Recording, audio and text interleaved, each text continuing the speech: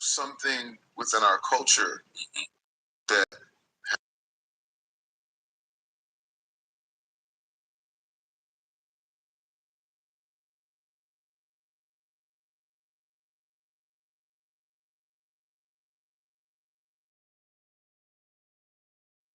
This nigga Tank is going crazy. Got an agenda.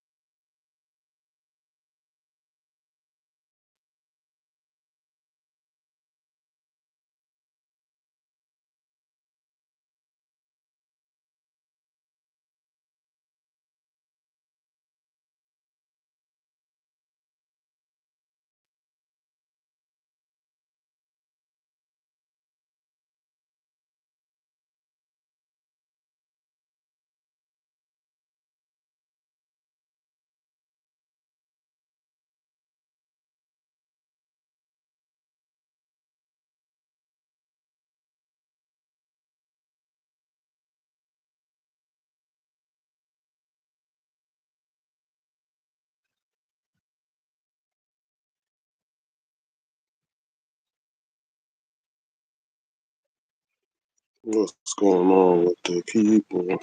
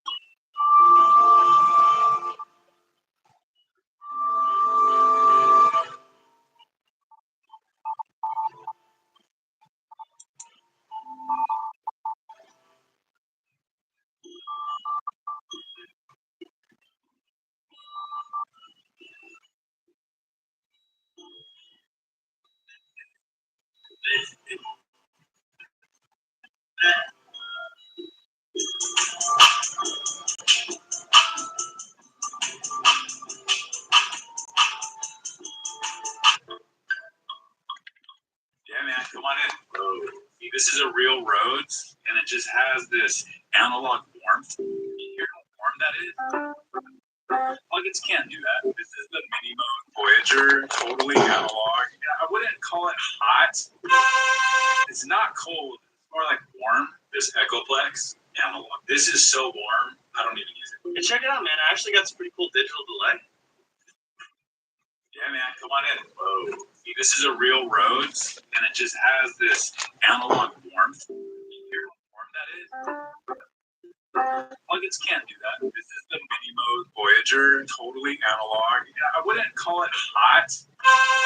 It's not cold. It's more like warm. This Echoplex analog. This is so warm. I don't even use it. And check it out, man. I actually got some pretty cool digital delay. Yeah, man. Come on in. Whoa. See, this is a real Rhodes, and it just. Have you taken Suboxone film? You seen this? This modified RX-9 Hellfire missile. This thing is insane. America's secret ninja bomb.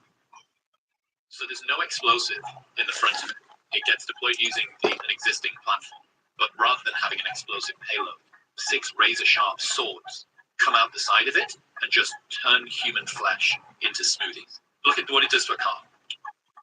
So there was this dude, one of them, supposedly one of the masterminds behind 9/11. They'd done surveillance on this guy. Every morning he'd come out and drink his coffee on his balcony. So they just timed 2 of those things. Comes out, and that's it. There's no explosion. There's no nothing. And this guy just gets turned into dust. It's so precise that you need to know which seat of the car the bad dude's in. It only propels for the first 2 seconds. And then after that, it's just using fins. So it works out the trajectory. So there's not even the sound of engine coming toward you. It's just silence and then blades and death. You seen this? This modified RX-9 Hellfire missile. This thing is insane. America's secret ninja bomb.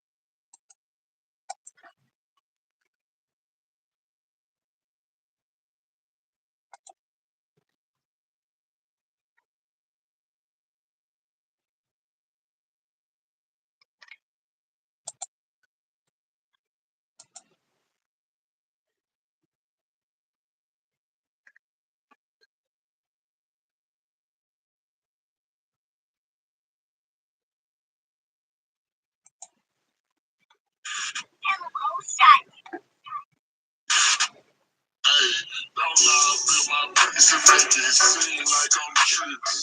Tell your pussy ass friend to shut up, mind up, bitch. Hey, niggas act like hoes, dog, I swear these niggas bitches. And you can't get no money in these streets in your feelings. On purple, drink stuff, baby, drink clutches. I can make my top do the cha-cha press a baby. Stepping through the airport, dragging Louis Legend. Hey, 400, I'm coming with you, nigga, fuck you. Hey, pull up on my main bitch, I'm pussy ball here. We gon' spin a black until they all dead. My weed in a backwood, my syrup in big red. Boy, stop speaking on my name, you know your pussy ass scared. I don't want your hoe, I just bust in her face. Just for a jerky, I just bust me a plate. PP long, I went crazy, I hit 30 days straight. Now this shit that flipped around my bills 30 days late. Hey, fuck around with me, you fuck around and find out. On these niggas ass so hard, they out here calling time out. Nigga, these diamonds over, they shining a lot. These niggas lying a lot. Niggas fraudulent, how the fuck you the plug, nigga, you ain't buying a lot. Hey, precious shit, pretty bitch, she got old Chris. Like a road chain from Nick, she don't hold me. Top of hitting, nigga hold it. Nigga, I'm for the top of my shit, ain't gon' hold back. Hey, I don't give a fuck. Hey, all my diamonds bust. Hey, I'm designing up. Drake so dry, can't find the cut. My name big like grandma drops. Water running, ain't no pause. I'm in the street like it ain't no home. Can't buy me bitch, it ain't no cause. Fucked off my last chick, my new chick ain't spending nothing. Heart broke for my last bitch, my new bitch ain't spending nothing. Play with us, we head, but don't speak on this, should've said nothing. All my diamonds crystal clear, I can say that nigga, but yours money.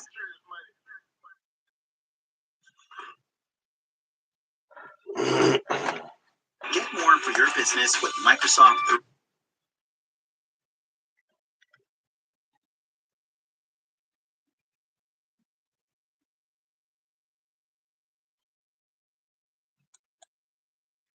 Yeah. Yay! C-Dub on the beat. Slide through that city, made that Chevy swerve. The bank account jumping, gotta do it twerk. Keep hating like you isn't, get your feelings hurt. I got the 10 cent low, letting semi bird. Like I always say, it's one life, one chance. We only got one chance to do this right. Let's get it done. With that being said, man, I got a video that people been asking about since I began this YouTube channel. First, I didn't want to speak about it. I was pretty much over it, and I'll explain why I was kind of over it. But hey, you ask and you shall receive. First, let me get into this. The video yesterday was about EBK J-Bo. I didn't really want to do. I don't really want to. I don't really want to start beefing with anybody over YouTube, over the internet. Kind of past that already. But I had to address it just based on it. It just bothered me. I don't. Everybody has their own opinion. Everybody has their own perspectives on life, whether it's toward ethnicities and whatnot. But somebody had made a comment where like, well, we didn't speak up when Swifty Blue said that stuff about, he wouldn't like to be signed to blacks. Well, you're kind of wrong, dead wrong about that one, because hella raza stepped up to the plate and were like, bro, that fool's foul for that, including Sureño rappers that, messed with him, rappers that worked with him. Like denounced him, like, hey, bro, I'm cool. But and ever since then, you've been hearing a lot of people come out like, man, that fool's a fraud, he's a fag, he's a boot, and all this and that, and que sabe que tanto, that kind of thing. And, people spoke up. A lot of people were against that fool for saying that. You know what I mean? So, hey, if some people believe that Mexicans should be rapping in hip-hop because it's black-based or it's black culture, that's their opinion. I think we're all entitled. This is America. It's multiculturalism. One dude was like, hey, Mexican music is from Mexico, music in America is supposed to be in English. And I started laughing. I was like, damn, I'm dealing with an underprivileged thinker here. Wow. So basically, and if you live in America, you're only going to talk English too. Multiculturalism doesn't exist. There's other ethnicities, teaching the ways of their language and their culture. So that's what you're saying? You want to go to just straight English? You want to be an England mate? Anyways, man, that's the kind of sometimes that's the kind of people you got to deal with, bro. So I kind of just weeded out through the whole comment section. But hey, thank you guys for your guys' support. Anytime I see something like that, bro, trust me, I'm gonna step up to the plate and say something, even if it means a lot of people, because a lot of people did run to EBK J-Bo's rescue, and I'm willing to take that heat, bro, because I got thick skin, bro. You can diss me and I'll diss back, bro. We can go tit for tat, tat for tit, but not those ones, okay? So with that being said, let's get into the video, man. Y'all see the thumbnail, bro. Y'all see what I'm about to talk about. Hit that subscribe button, hit that like. Always leave a comment. Let me know what you think in the comment section about this. Now, everybody wants to know about the rapper X-Rated. All right? Mind you, I didn't become a writer until 2012. This incident happened around like 2008, 2009. But I was with the individuals that partook in it. Trust me, I talked to all of them. But you know, the reason why I didn't want to talk about it for a long time is because there's a lot of misconception behind the story, and everybody has a different version. So when I was inquiring about it, the only reason I inquired is because, like I said, the homie Fo, which one day I'm gonna do a video about, when he did his book publishing company, that was one of the first books that, believe it or not, everybody on the tier wanted to read. Everybody from up north wanted to read it, especially a lot of our homies from Sacramento wanted to read it because X-Rated from Sac. But like I said, I talked to Rowdy, because Rowdy was my neighbor. I talked to Johnny Boy, because Johnny Boy was my mentor. He's the one that brought me into the movement. I talked to Cisco. Cisco was my celly. And I talked to Fo. Fo was pretty much an individual that I mess with on a day-to-day basis. So I got all these stories, and it was like pretty much like the rumors and the speculations you would hear about the New Testament. All these individuals had different stories, but they're all saying the same thing. All these individuals were like 100 years apart from each other, but they coincided with one another's story. But for some reason, there was always something different about the story, but everybody believed the same story. They know that Jesus was real. That kind of thing. So I'm like, man, I was trying to, pick it apart a little bit. So first I get the book from Fo, and I read it. And then I hear his version, and his version is pretty much what's in the book. And I'm like, okay, I see some discrepancies. But I also got the paperwork, actual paperwork where X-Rated. And I watch a lot of X-Rated interviews, and he doesn't stipulate. I didn't see one. Maybe somebody else can tell me, or show me. But I didn't see him state that he told IGI about what happened and what he did and who did it to him. But it's right here. Here's the 115. It has X-Rated, name is CDC, Mike and Amigos, Worth CDC, Gonzalez Stranger, and then Lawson, Johnny Boy. I'll read it to you first. It says it's a battery on an inmate, and then they changed it to attempted homie riot.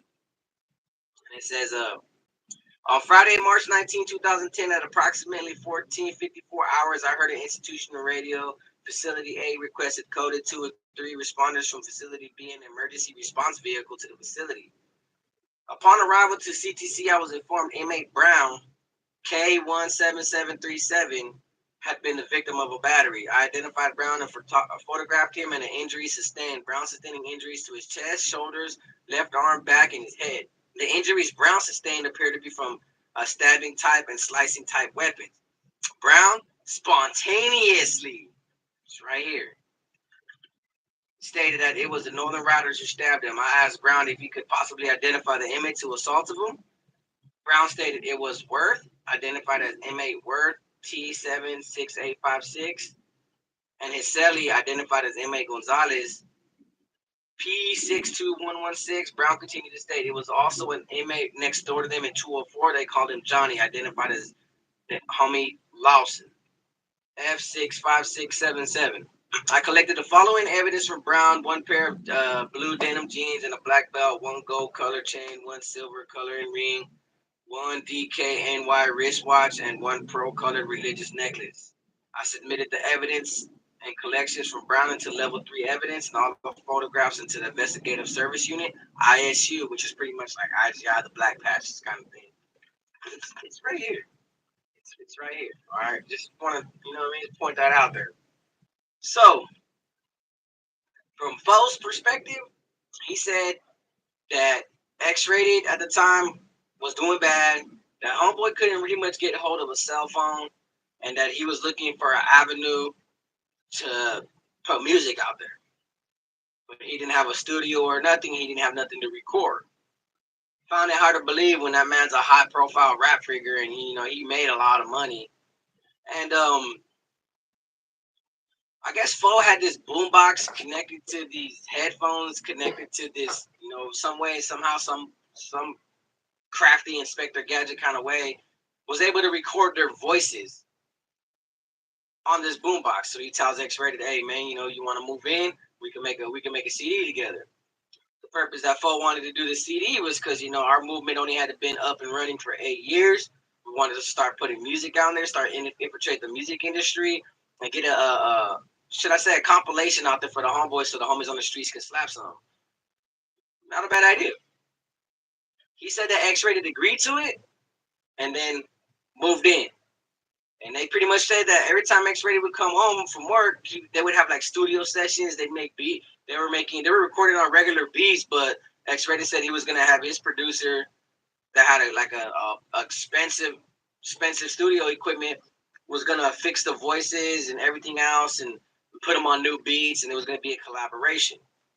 So Fo says they got the tape done, but X-Rated needed an outlet to get it to the streets. Fo's family used to visit him all the time.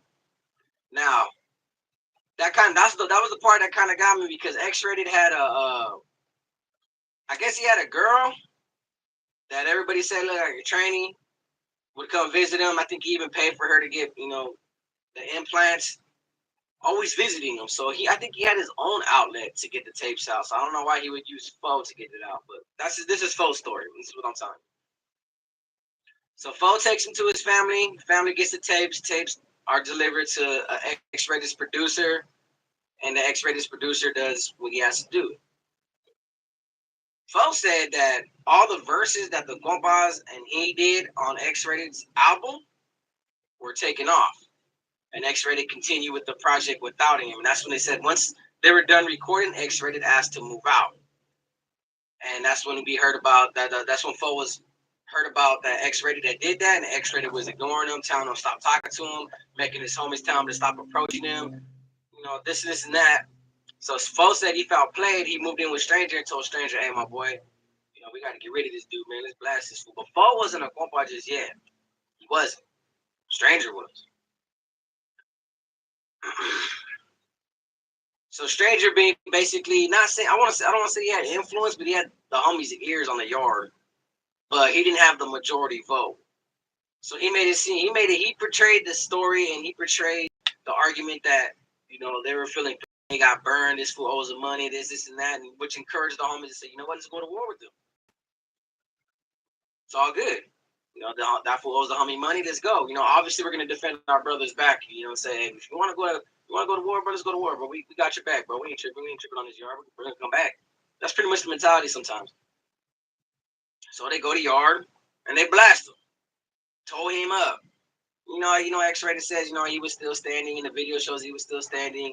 Yeah, I get that. But, you know, he still, you know, he got blasted. He told. Did a whole investigation on the homies. And the homies got snatched up, went to the hall facing attempts.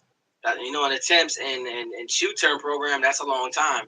That's how about all the homies in Pleasant Valley at the time got transferred out of there because of, you know, the statements. That's the version I got from Fo. Around this time, maybe like a year or two after, Stranger went MIA, and we found out that he was just, you know, like I said, telling up the storm. I didn't know Stranger personally like that, but I also know that Snoop did give him the approval, even when Stranger and his co-defendant Spider from Modesto told on each other in their case that got them both life. I don't know how that works. Don't know how that works. Just both telling on each other and both got life anyways. And then it's for Snoop to say, you know, I forgive you. Like, bro, you're not God, bro. That is just foul. But hey, when I joined, that information came up later, and I used to be like, man, that's crazy, bro. That's how you know that dude's full of flaws. So anyways, that happens. Then I talked to Rowdy before I ended up Sully's with Cisco. And Rowdy said the same. Rowdy said something along the same thing. He couldn't verify that they were in the cell doing music together. He said that's what he just heard. He said, but most of the time, bro, he goes, honestly, bro, when I first, I didn't like Fo in the beginning. That's what he said. He goes, I thought Fo was the B word. He goes, based on the fact that every time I would go over there and chill and just talk to Fo, because I'm talking to Stranger, that Fo would be over there in the cell. Like, as soon as X-Rated walk in, you know, like he would, like, X-Rated would just walk right in and just take off his boots and his socks and throw them on the ground and walk to his bed. And then Fo would pick up his boots and position them under the locker. He'd pick up his socks and throw them in the in the sink. He'd fill it up with water just so he could, like he was washing his clothes. And I'm looking at like Rowdy, like, and this is when I found this out. Fo was already out of the movement. I'm like, Rowdy, like, bro, you guys allowed some dude that was a sock washer in our movement that long, and you guys didn't even tell me I was hanging with this dude. Oh no, it's all coming up, bro. And he was like, yeah, bro. He goes, sometimes that Fo be trying to talk to him. Like, Fo would make a spread before he came back to work and have his bowl ready for him. Like, he was a true life groupie on this dude, bro. And I'm like, oh, no, not the Fo, bro. Not the one that stooped, like, praised highly. And then one of the dudes that actually encouraged me to look for hustles, look for this. And I used to look up to Fo to an extent because I didn't know Fo like that. I just looked up to him for his ability to hustle and get things done, and his dreams, his aspirations, goal setting, accomplishments. That was impressive stuff. But I didn't know he was cooking another man a meal. You know what I mean? Like he was pretty much on his culinary school in there with the homeboy. I mean, homeboy had his own personal chef. That's crazy. But so Rowdy tells me that, and Rowdy would be like talking to X, saying that he would listen to F would talk to X-Rated, and X-Rated. Yeah, I remember this one when he goes like this. He goes, coffee, and like interrupted Fo. So Fo was like, "Oh, you want some coffee? Do you want a Cadillac?" And Fo's rich, bro. Fo has hella money. So he had everything. So he said Fo would just stop what he was doing, stop what he was saying, and then make him his coffee, and then give him his coffee, and then start talking about how he wanted to do the music. He had a new verse, he had all this and that. But he said that X-Rated wasn't really trying to listen to him. But he said that when that happened, that stranger went around saying that fool burned Fo, that fool owed him money, that fool was threatening to get rid of Fo based on the fact that Fo was pressing him for his money, and that's how it kicked off. That's Rowdy's version.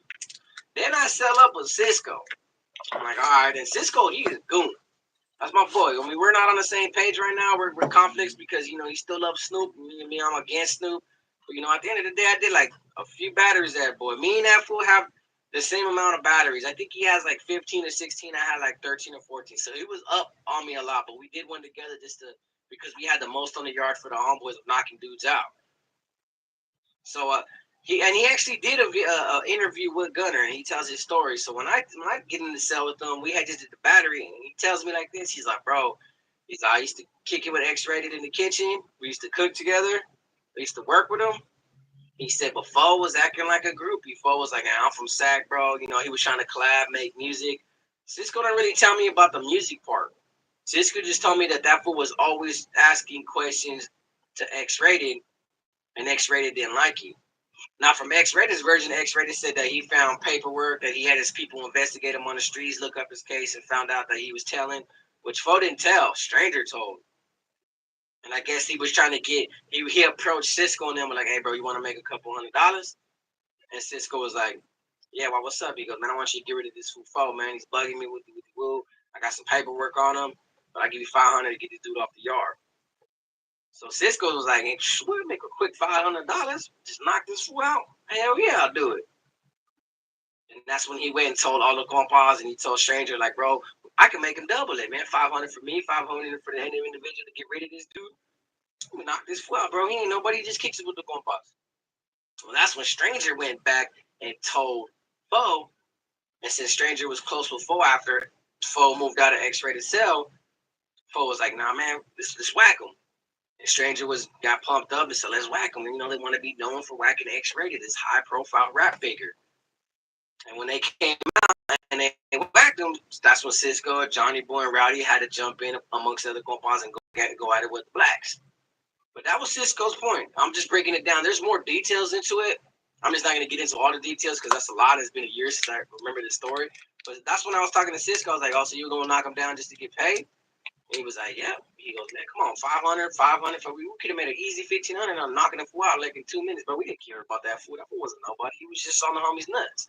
I'm like, yeah, I get that. And I actually respect it. I was like, yeah, even though we're not bullies, we're not supposed to be doing that. I go, but I respect he did it for the money. Hey, $500 if I was doing real bad. And homie Cisco said he was doing bad at that time. He could use that kind of money. And I'm like, okay.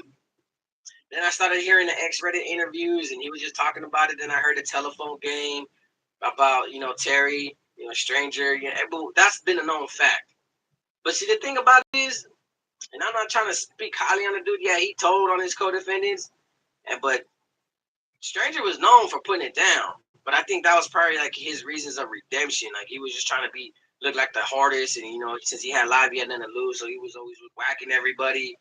But that don't dismiss the fact that you told on your co-defendant. I don't care. I don't care. But he did do a lot of violent stuff. So when he became MIA and Snoop put the word out, like, "Hey man, get on site," we were like, "All right, man, let's get ready, bro," because the boy kind of, he play around with stuff. He plays with those mechanics, man, with those instruments. So let's get ready for this dude, man. But let's maul him, bro. But since then, bro, it's funny how he went MIA.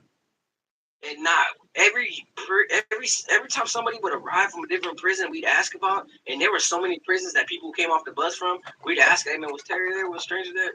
No, like he just like disappeared from the face of the earth, and then showed up when Snoop was looking at that conspiracy charge, and just testified. We were like, "Bro, who was he in witness protection? And was he in the feds with the mafia?" Like, bro, he came out of nowhere 10 years later and just gave up the whole shebang, the whole bag of chips. I was like, wow. But then I started telling myself, that's karma, Snoop. That's what you get for embracing this dude and exposing him to all this stuff that we had going on and talking to him about this stuff. Only for that one dude that you forgave came back and told, that's crazy. That's karma. If you don't believe in karma, you better believe in that one. Because that's how it came about. But that's the whole story about X. And you know what's crazy is that everybody on the SNY yard, that's how they view the riders. They're like, oh, these are the dudes that got X-rated. I'm like, bro, I used to get tired of living that limelight. Like, bro, who cares, bro? He's just a regular dude, regular inmate. Yeah, he rapped. Yeah, I listened to his music. So what? But in here, he was a regular dude just like anybody else. It's just he would pay off the crip part to always like walk with him and guard him, but they would just take advantage of that. He'd get all the, the substances on the yard and just bless all these fools. So these fools looked at it like, man, we're getting paid to get high, bro. We're getting paid to get a cell phone. We're getting paid to access to a phone. But the boy had money.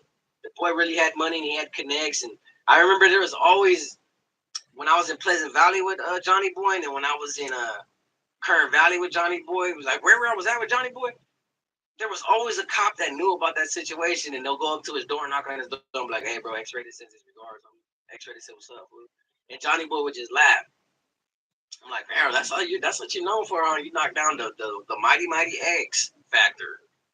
But that's when folk came out with the book with the paperwork and the pictures. You see all the pictures. They used to have the pictures. I don't know what happened to them, but pretty much calling him X-rated, and they put lipstick on his face, on his prison ID and stuff like that. So it was like I said, it's just a bunch of versions. The one I can believe the most, I'm gonna have to say Cisco, because I just didn't see.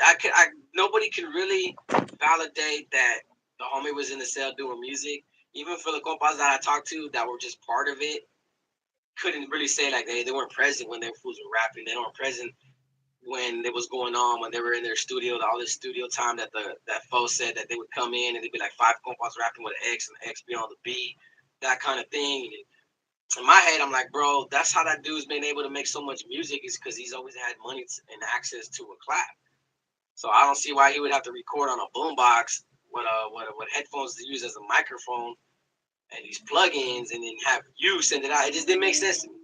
It really didn't make sense. But when I heard Cisco's version, it was more validating, and I understood it more. Like, okay, yeah, you told him, and Stranger went been a tattletale and was like, "Hey, bro, they're gonna whack you, bro. Let's just whack them first, and I'll get the homies on board."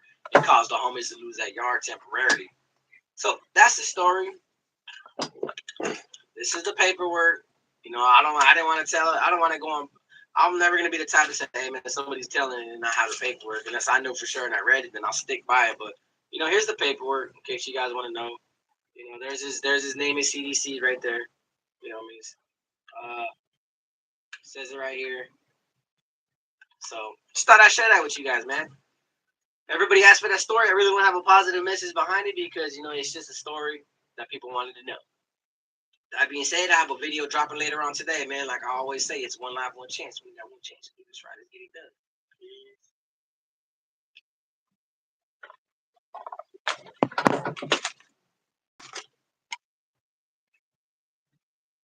We partner with Bird's Eye. Voila, skillet.